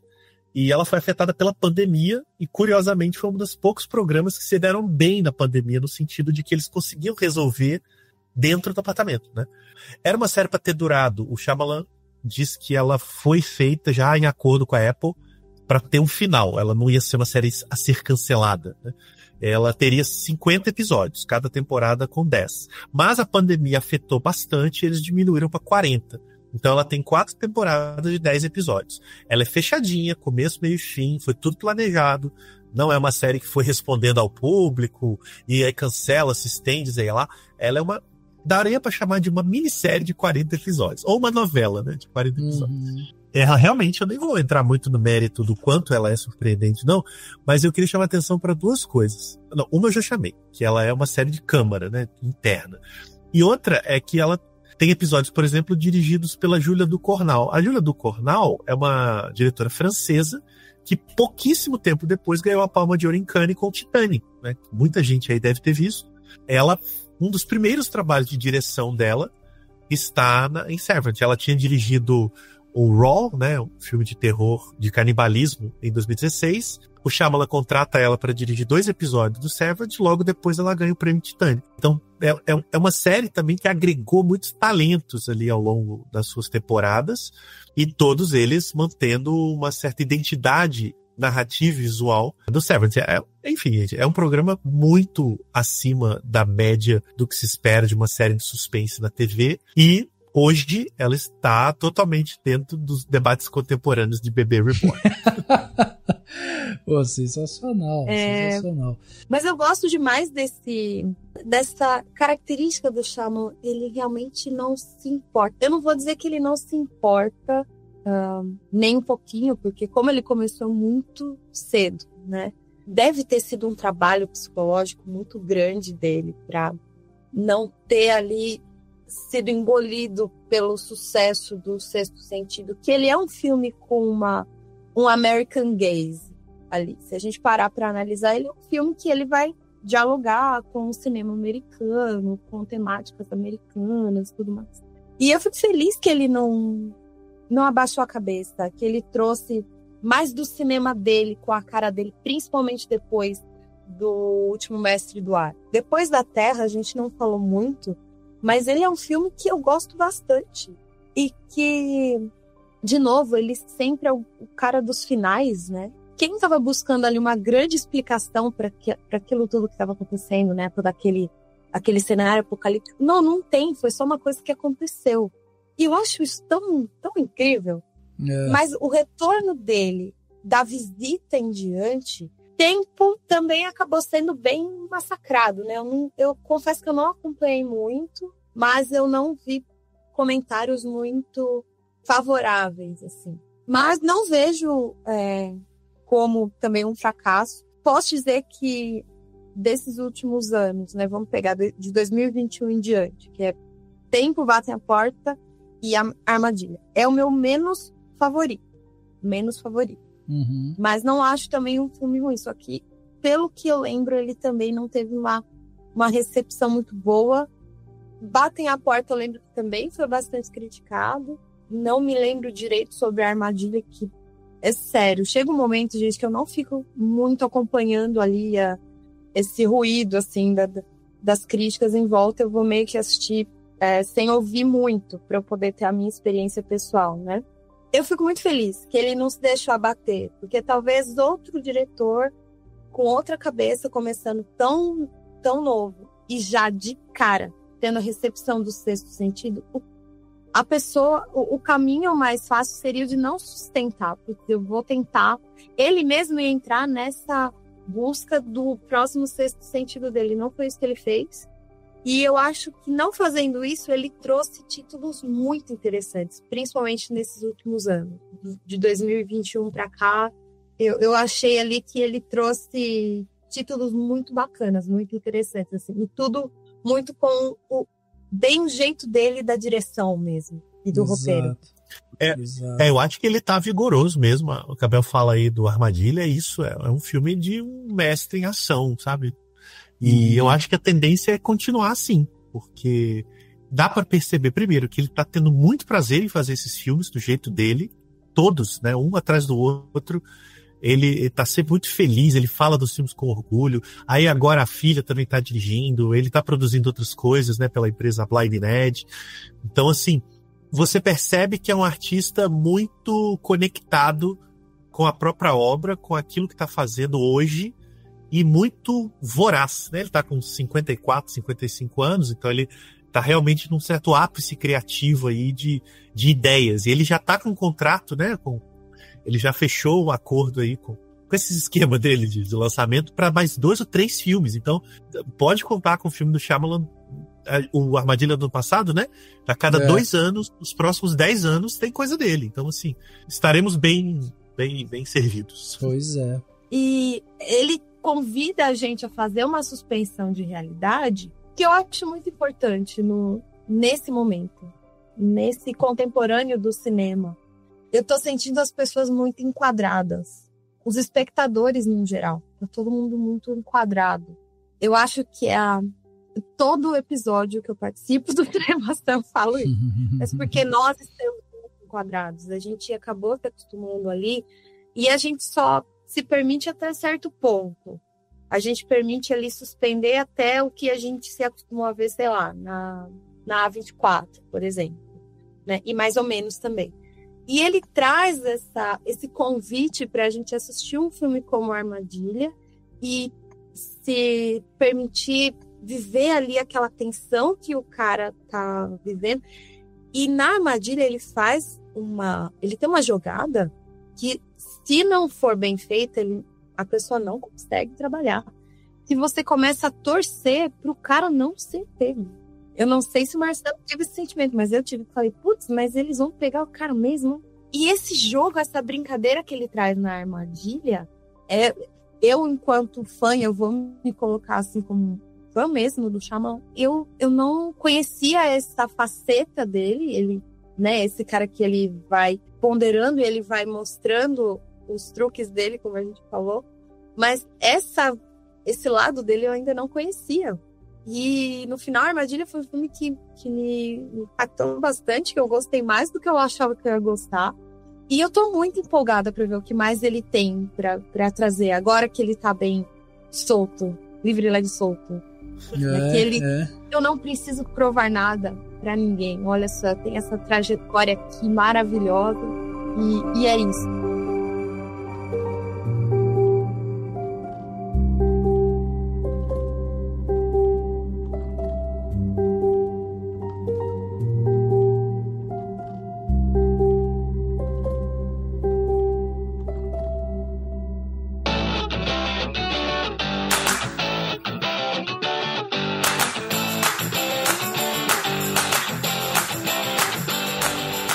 Plano detalhe da semana, depois desse papo sensacional aqui, onde você já tem uma lista completa, né, que é assistir toda a filmografia do Shyamalan, agora vocês vão ter mais dicas ainda. Vamos começar com você, Bel, o que você trouxe de bom pra gente, de plano detalhe para essa semana? Para essa semana, não é sugestão de nada. Na verdade, existe uma sugestão, mas não é para assistir, não é para ler. A minha sugestão...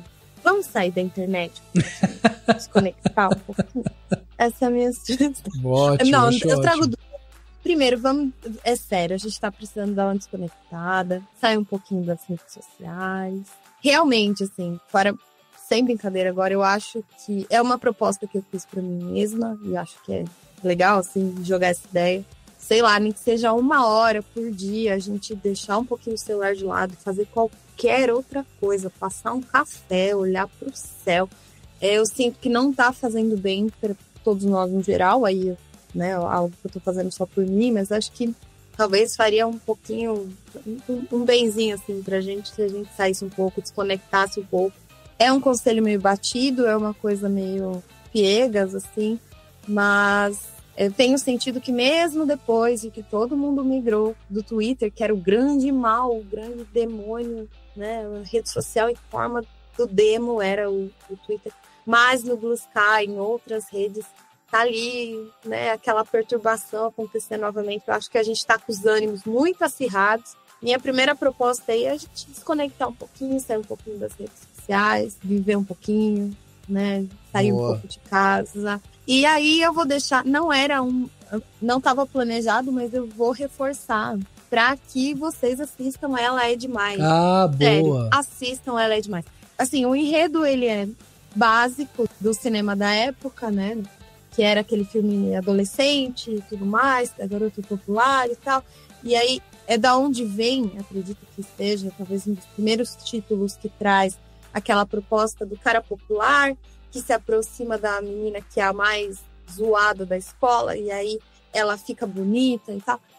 Mas assim, eu tô sendo muito superficial, porque esse é um enredo que ele pode mais afugentar do que atrair, mas é um filme realmente muito fofo, ele traz algumas questões ali sociais, pessoais, um pouco ali com relação ao encontro de si naquilo que você faz. A protagonista, ela é artista plástica e tem um diálogo com a professora dela, que eu vou expor só para dar um gostinho. E ela entrega uma obra lá toda conceitual e belíssima, e aí a professora de arte dela olha para ela e fala: mas aonde está você nessa obra? eu não vejo você nessa pintura. Tá muito legal, tá muito elaborado, mas eu preciso enxergar você nisso que você tá produzindo. E para quem é artista visual, essa é uma frase que pega muito, porque em alguns momentos a gente acaba se perdendo na própria produção, né? Para artistas no geral, mas ali tá, né, uma artista plástica. Então ele é um filme que eu realmente não sabia que tinha dedo do Shyamalan nesse filme, mas é um filme muito bacana. Enfim, assistam. Ela é Demais é um filme muito, muito legal mesmo.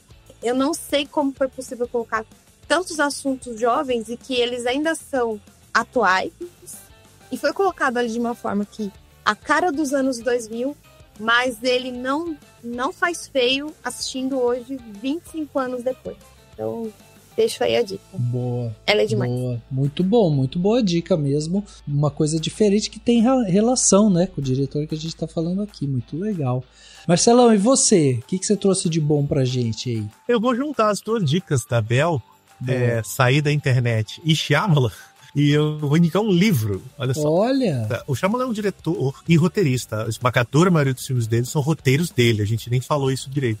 Mas ele adaptou algumas coisas. A Bel citou O Tempo, né, uma adaptação de um quadrinho francês. E O Batem à Porta, ele adapta um romance chamado, no Brasil, O Chalé no Fim do Mundo. Você não vai encontrar Batem à Porta nas livrarias, mas você vai encontrar O Chalé no Fim do Mundo.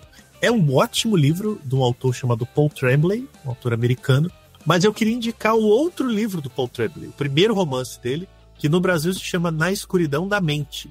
O Paul Tremblay é um jovem escritor, não é que ele seja jovem necessariamente de idade, mas ele é matemático e também escreve livros de terror.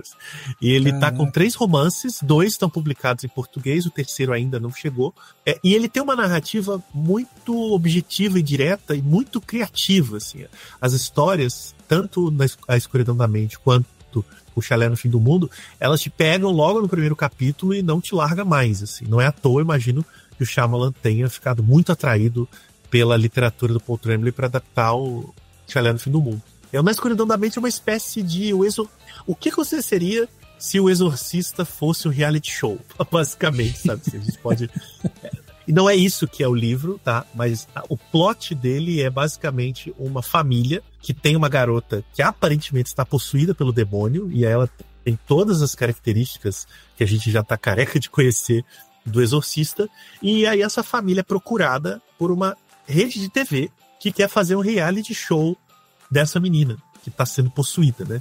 E eles querem inclusive acompanhar o exorcismo dela, né? E transmitir isso em rede nacional. A família meio que fica num dilema, se aceita, porque não sabe se a menina é possuída ou não, se ela está com problema psicológico, é uma adolescente e tudo mais. E o livro meio que vai te colocando no meio dessa história a partir do ponto de vista da irmã mais nova da menina, que é quem narra, né? Ela conta em primeira pessoa. Então você nunca sabe direito o que é programa, o que é narrativa, o que é mentira, o que é verdade. É muito, muito legal. É um livro muito rápido de ler, porque ele te instiga muito, e é muito contemporâneo, porque ele está lidando com essa ultra visibilidade, né? Tudo é filmado hoje em dia, as pessoas querem ficar vendo reality show de qualquer tema, e então ele leva um pouco ao ápice dessa equipe de TV filmando uma garota endemoniada e transmitindo isso num programa de televisão. Então fica a dica aí, Na Escuridão da Mente, ótimo livro, aliás. Dá medo, viu? Não leiam de noite, não. Ou leiam de noite, azar. O Paul Tremblay, ele sabe te colocar medinho com as palavras. É impressionante. Caramba, fiquei curioso agora. Eu já vou colocar na minha lista aqui de livros que eu quero ler. Coloque. Ele tem no Kindle também, mas se for ler no Kindle, não vale acessar a internet, tá? Senão quebra a dica. Tem que ler. Desliga a internet e lê no Kindle, né, Bel? Senão não adianta nada. Exatamente. Olha essas escapadas aí que as pessoas ficam parando leituras a cada 5 minutos pra ficar na internet. Lê no Kindle. Sempre. Bom, para fechar aqui os planos detalhes, eu trouxe aqui para vocês um documentário que chegou recentemente na Max, que é o documentário Rita Lee, Mania de Você, né? Um documentário que chegou na semana do Dia das Mães aí. O documentário chega 2 anos após a morte, né, da Rita Lee.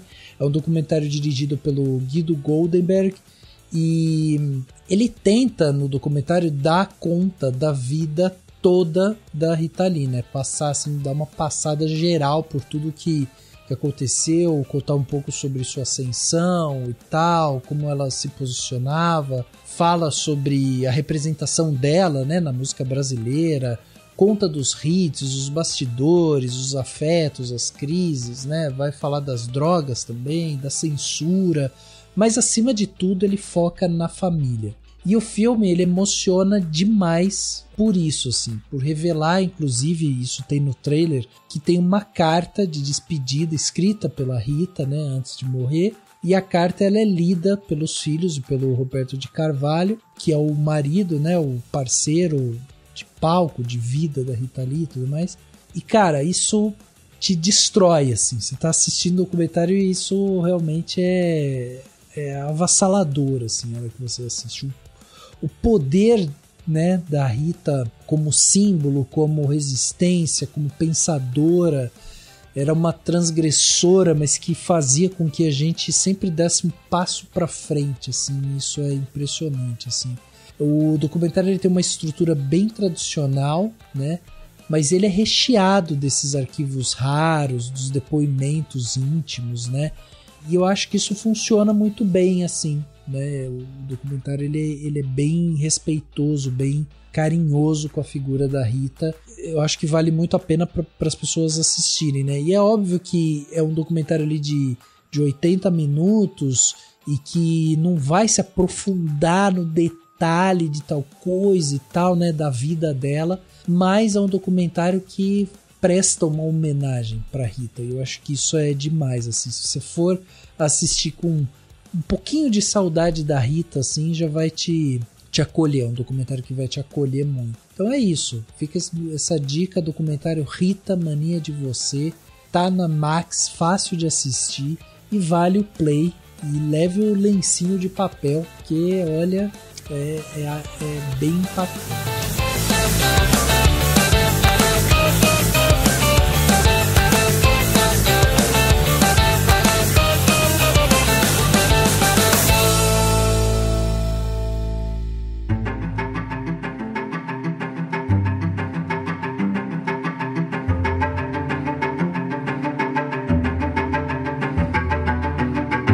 E é isso, gente. Chegando aqui no final desse podcast Cinemação 599, batemos esse papo sensacional aqui sobre Shyamalan. Olha só, a gente finalmente concluiu o desejo aqui da Bel, do Marcelo, de ter registrado para toda a eternidade da internet um papo sobre Shyamalan. Espero que a gente tenha cumprido bem esse papel, hein? O episódio 599 eu achei muito cabalístico esse número. Amei. Não, o número... Belo número, com certeza. E esse lendário episódio anunciado décadas atrás por mim, por Bel, no Twitter. Gente, foi no Twitter. É que Marcelo e eu, nós éramos e somos grandes defensores do Shyamalan. E desde sempre, quando ele lança filmes e tá todo mundo tacando pedras, Marcelo e eu estávamos lá defendendo o Shyamalan. E a gente dizia... lá nas trincheiras. Estávamos nas trincheiras ao lado dele. E aí a gente ficava jogando, não, a gente precisa gravar. E na época eu tinha um podcast solo. E, enfim, fico muito feliz. Deu certo, só podia ser aqui. Cinemação é uma casa, não tem jeito. O Rafa é maravilhoso. E foi um bate-papo incrível. Obrigada, Marcelo, por essa espera.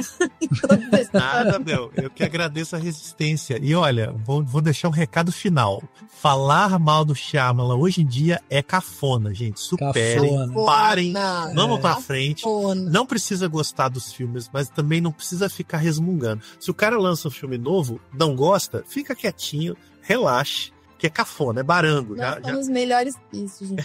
Nós somos exatamente. Somos melhores que isso. Não é novidade, mas escolhe outro, porque já tá velho, já tá barango, assim, não cola. Marcelo, aproveita então e deixa aí meios de contato para quem quiser acompanhar você, né? Acompanhar pela internet, redes sociais e tal. Quem quiser acompanhar seu trabalho, seus textos, como é que faz para acompanhar tudo que você tá produzindo? Meu melhor meio de contato é meu Pix, então mande um Pix para... Não, mentira. Bom, se quiser mandar pix, é só me escrever, gente. Eu tô tentando. Mas, enfim, eu escrevo em um monte de lugar, assim, falo aqui, falo ali. Mas se quiser, eu dou uma concentrada no Letterboxd, no meu perfil lá, porque aí eu vou colando os textos. Então procura lá Marcelo Miranda, no Letterboxd, essa ótima rede. E também dou uns palpites no Twitter, mas se quiser também, Marcelo Miranda 1. E normalmente eu tenho textos publicados aí na Folha de São Paulo, a Carta Capital, a 451. Mas como eu nunca sei exatamente quando eles vão sair, eu prefiro passar essas redes, que aí o pessoal pode acompanhar. E o Instagram também, que agora mudou o meu Instagram, agora é Marcelo Miranda 12. Ou alguma coisa assim, que tive um problema com o perfil anterior. Marcelo.miranda12. Uhum. E nesses canais eu divulgo tudo que eu vou fazendo, então fica mais concentrado, né? Para facilitar a quem se interessar. E, aliás, agradeço a qualquer pessoa que se interesse. Muito bom, muito bom. Muito obrigado, Marcelão, pela parceria aí, pelo papo hoje, foi maravilhoso, viu? Bel, obrigado também pela sua presença aqui com a gente, mais uma vez, um papo sensacional. Falamos sobre Shyamalan e quem quiser também acompanhar você, Bel, acompanhar seus trabalhos, o que você tem produzido, ou enfim, saber suas opiniões aí diversas, como é que faz para te acompanhar? Olha só, tem 2 lugares. Não recomendo, mas quem quiser, por conta e risco, que eu tô lá no Blue Sky, falando sobre cultura e arte, enfim, reclamando, provavelmente, de alguma coisa. @belpetit. E também, aí eu recomendo, que é no Letterboxd, eu tô lá comentando sobre os filmes que eu assisto. Na medida do possível, eu coloco as reviews lá. Tem vezes que eu coloco todas juntas, porque eu vou escrevendo e depois eu passo pra lá, mas Letterboxd eu preciso dar uma atualizada, mas tô sempre postando as reviews de filmes por lá. E, bom, sempre que rolar convite eu tô aqui também. Então vai ter alguns episódios e se tudo der certo no futuro viram outros, que eu tô por aqui. E Rafa, muito obrigada pelo convite de novo, mais uma vez, é sempre muito bom estar aqui e a conversa sempre é ótima. Só tenho a agradecer mesmo. Obrigada. Muito honrada de novo. Não, foi maravilhoso. Eu adorei esse papo com vocês. É isso, gente, é isso. E aí, curtiu o episódio de hoje? Bora continuar essa conversa? Manda tua crítica, pergunta, teoria maluca, ou só um oi lá nas nossas redes sociais, no @cinemacal, né? Sem cedilha, sem tio, Cinemacal, ou no contato @cinemacal.com. Assim você já consegue falar com a gente e a gente lê tudo que vocês mandam. Quer falar diretamente comigo? Só me achar como Rafa Arinelli. É sempre bom trocar ideia com vocês, então manda, que eu gosto muito de falar com quem tá ouvindo o nosso podcast, então manda mensagem, procura Rafa Arinelli. E segue o podcast no Spotify, na Apple Podcast, no Deezer, no Castbox ou no Orelo, né? Assim você recebe os episódios na hora que eles saem, sem depender de algoritmo maluco. E se quiser, dá aquela força pro Cinemação. Com um cafezinho por mês, você já ajuda demais a gente aqui, fora que tem um grupo no WhatsApp e presente no fim do ano. O link tá no post desse episódio. E é isso, pessoal, olha só, semana que vem, né, episódio especial, episódio 600, né, a gente completando mais um ciclo aí, então já fica o convite redobrado aí para vocês ficarem atentos, porque vai vir um episódio num formato totalmente diferente, num assunto totalmente diferente também. E é isso, o podcast Cinemação 599 fica por aqui e a gente se vê no próximo.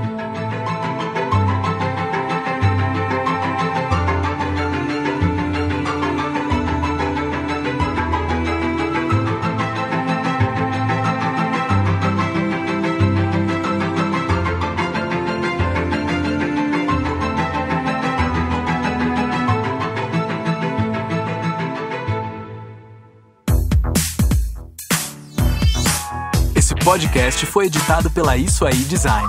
Tudo isso é forma com função. É design estratégico. É isso aí.